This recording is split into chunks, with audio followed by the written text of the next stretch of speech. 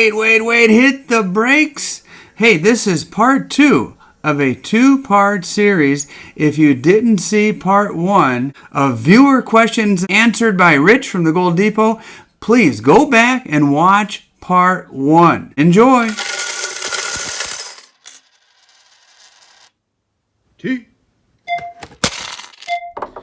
Okay, Keegan James and he has a question here, and his logo is a football player. He looks like a younger guy.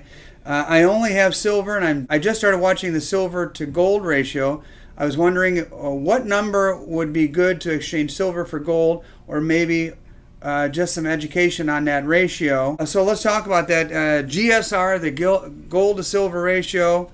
And what is it today, Rich? Have you checked the spot price? Not this evening, I haven't. As you're looking at it, I will also chime in that the spot price that you see online, there's been a huge disconnect between that price, electronic or the paper price as people call it, and the actual physical price between the actual price in the shop if you were going to buy gold or silver. Right. So if somebody wanted to trade me silver for a 1 ounce gold eagle, let's say. Yeah.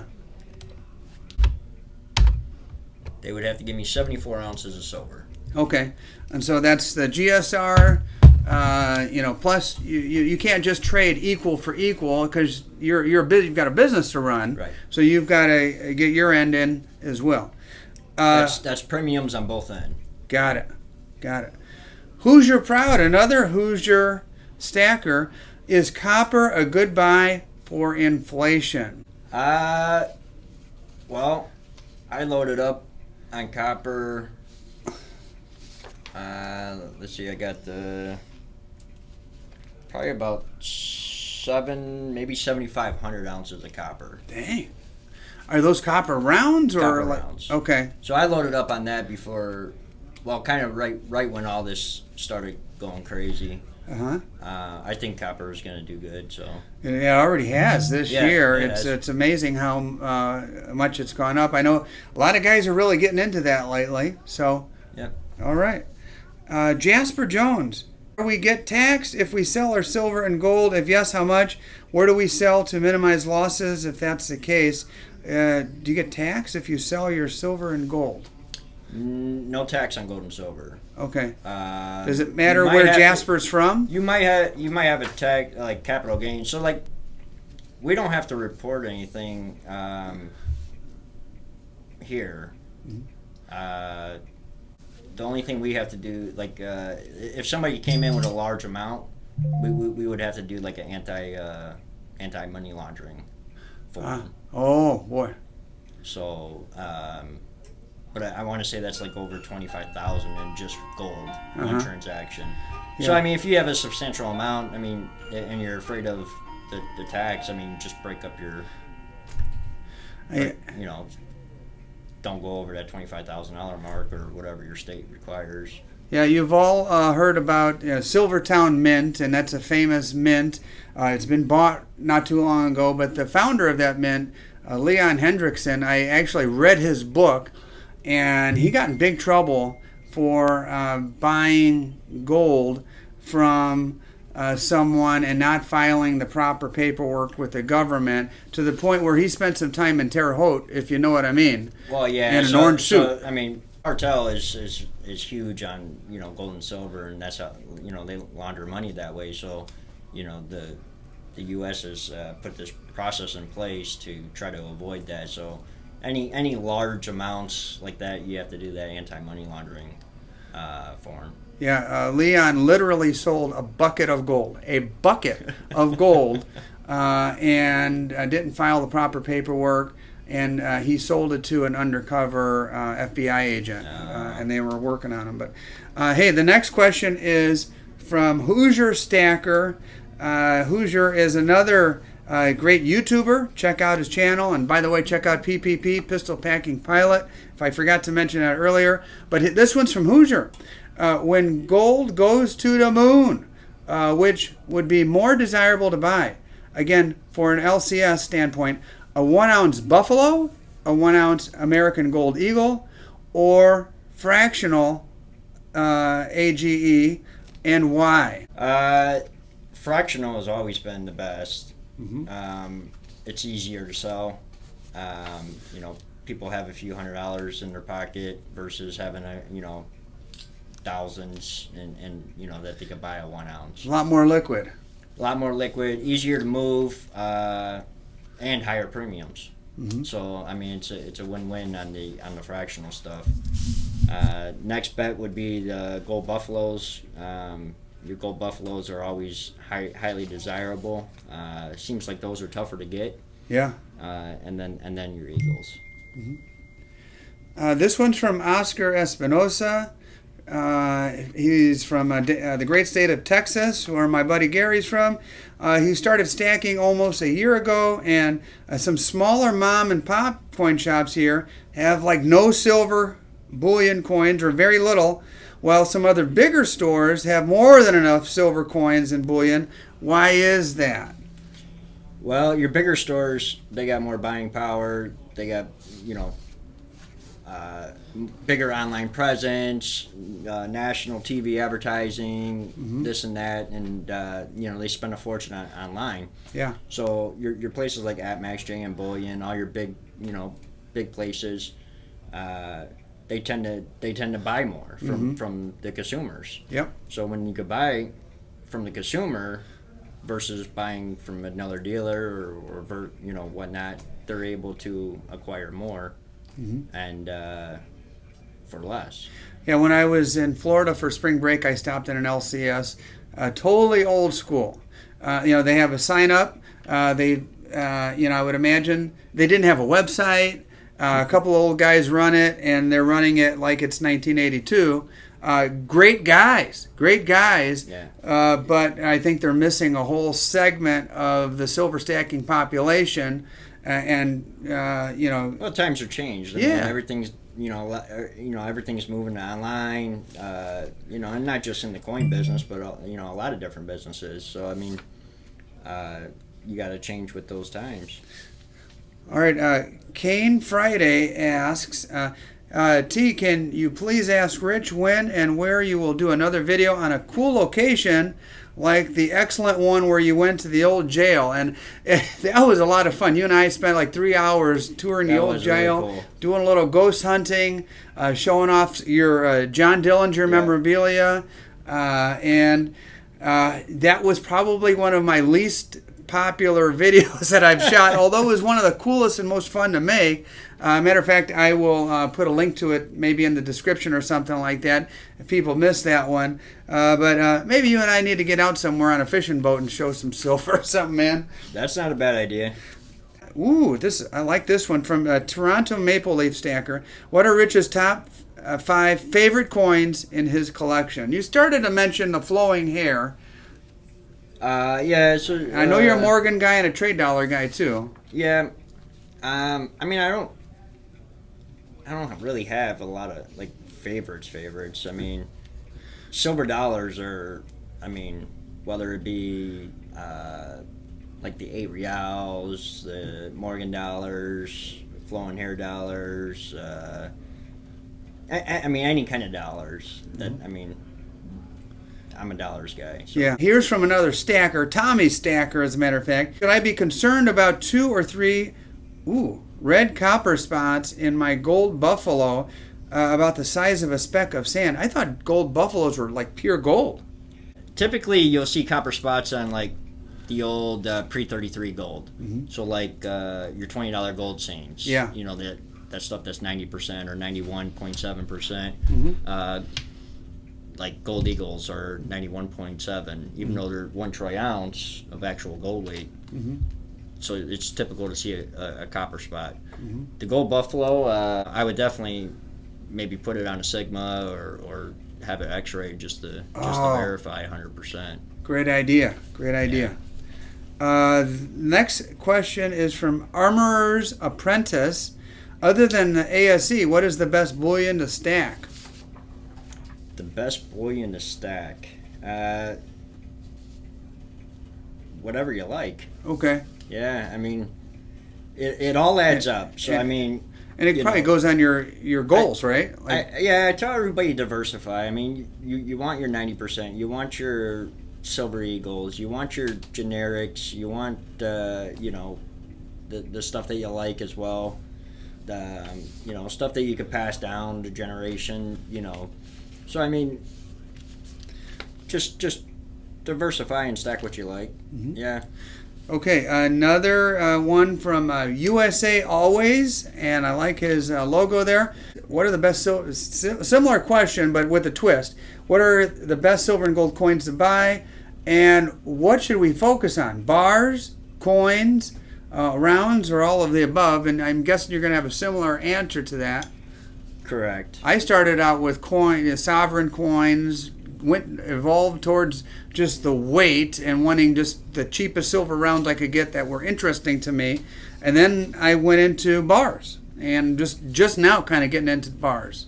Yeah, so I mean, bars are easier to stack in my opinion. So I mean, whether you're stacking 10-ounce bars or kilos or whatever it is, 100-ounce bars, but it's just preference. I mean, it's all silver at the end of the day. So, I mean, if you're stacking for, investment-wise, and betting that silver's going to go up, you're good to go. I mean, just buy what you like.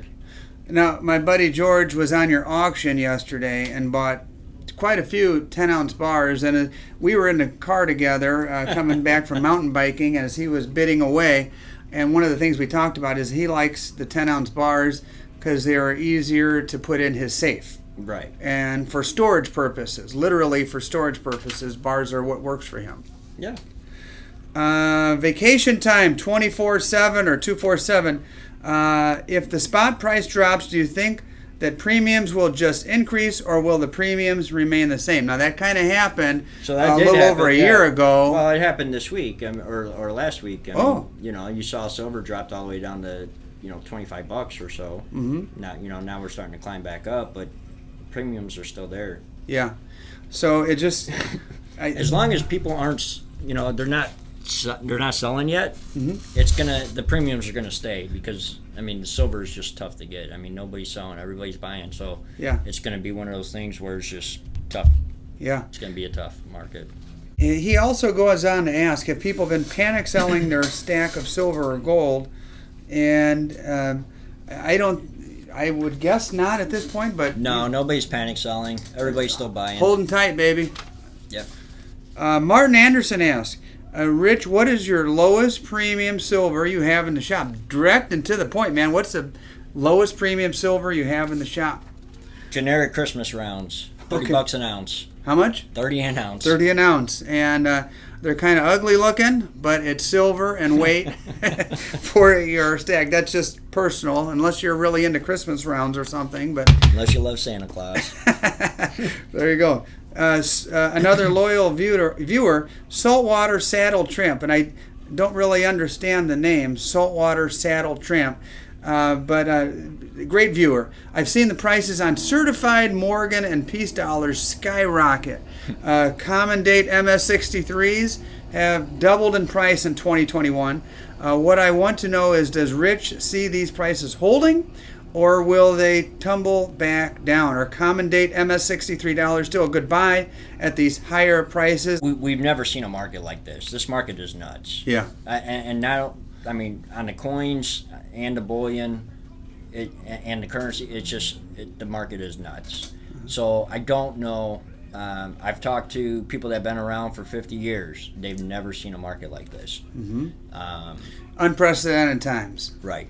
So I don't know if, the MS63 common date Morgans are going to hold up. I know people are buying them like crazy. I saw a ton of them every day. Mm-hmm.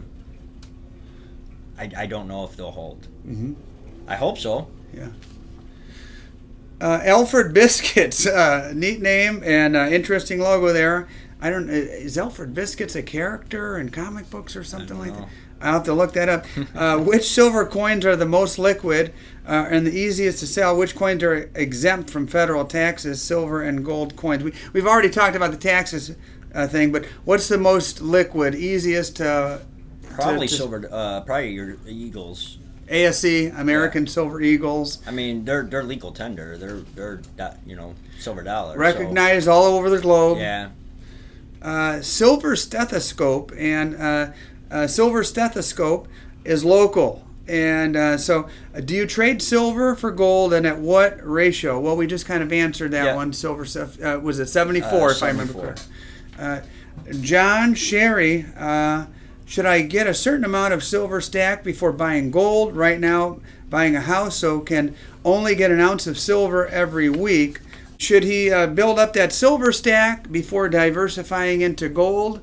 And he's going at a clip of an ounce per week. I would focus on the silver. Yeah, same here. Yeah, I would recommend focusing on the silver before jumping into gold. Mm-hmm. If you hit a good bonus or you come on some money, pick yourself up a 1/10 ounce gold or something like that here and there. But I would definitely focus on the silver. That's exactly what I do. I whenever I have a little windfall or something like that, I'll pick up a piece of gold. But for the most part, I am a silver stacker. Kenny Silver, do you think silver will always be manipulated, or will the physical market outrun the paper market? Ooh, good question. That is a good question. I think that the manipulation is going to come to a head at some point. Mm-hmm. A lot of people think it's going to happen this year or next. I don't know. Sharper 4221.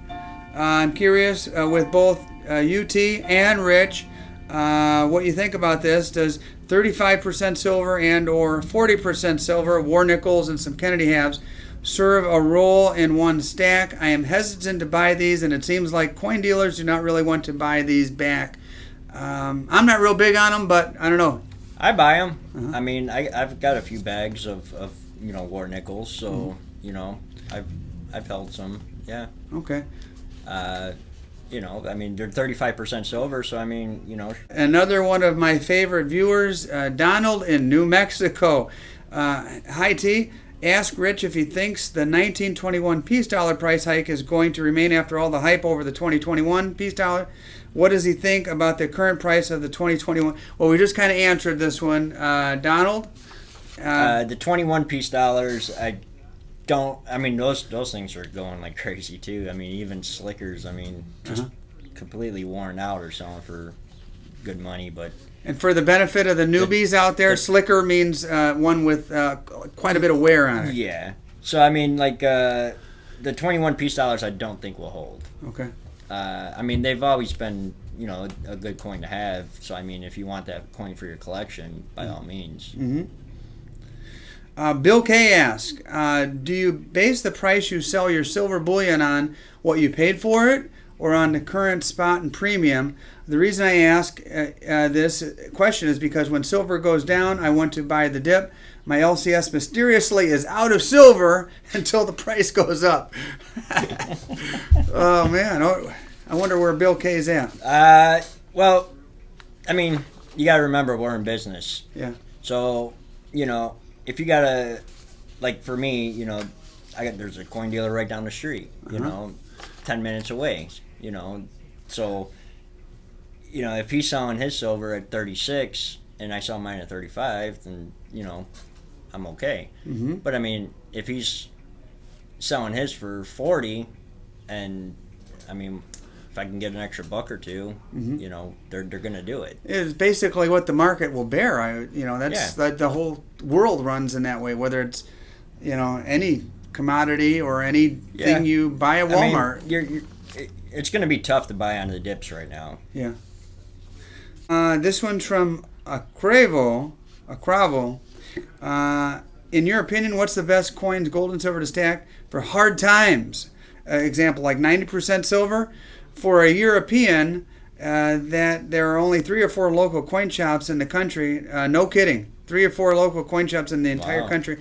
The 90%. Our viewers, in Europe and in, a lot of guys from the UK like to mention what a hassle it is to buy silver over there with taxes and everything else. Then you have to go through customs and all that good stuff. Yeah. Next is from Bob. Does he have a website we can order from? Yes, I'm going to put that in the description. And this guy named Imre J. Kudzi. Rich, were you born in the U.S.? I was born in the U.S. So that accent is south side of Chicago? It is south side of Chicago. There, yes, sir.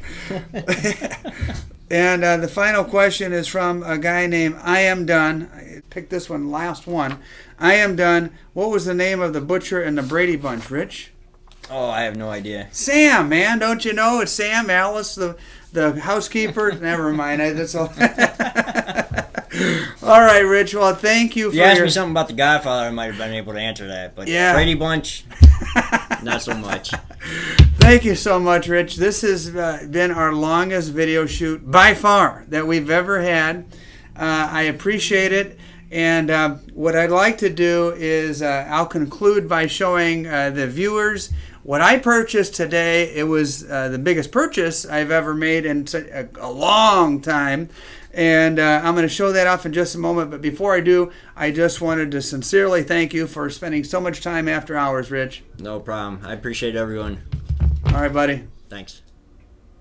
Okay, guys. Hey, I always like to conclude my videos here at the Coin Depot by showing you what I purchased.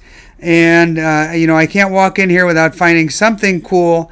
Today, I decided to diversify a little bit. I am primarily a silver stacker, but I purchased this here at the Gold Depot. It is something I asked Rich to keep an eye out for me for. It is a Mexican coin ring, a 2 pesos.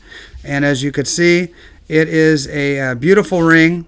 I plan to, you'll probably see me wearing this quite a bit on future videos, and it's something a little different, and Rich gave me a very, very good deal on this ring. It's the 2 pesos emblazoned in this 14 karat gold ring, and again, I'm primarily a silver stacker, but every once in a while I will add a little bit of gold to my stack. Hey, thanks again for watching, everybody. I truly appreciate you, and we'll see you on the next video. Be ready for a good one with Matt and Kelly. T.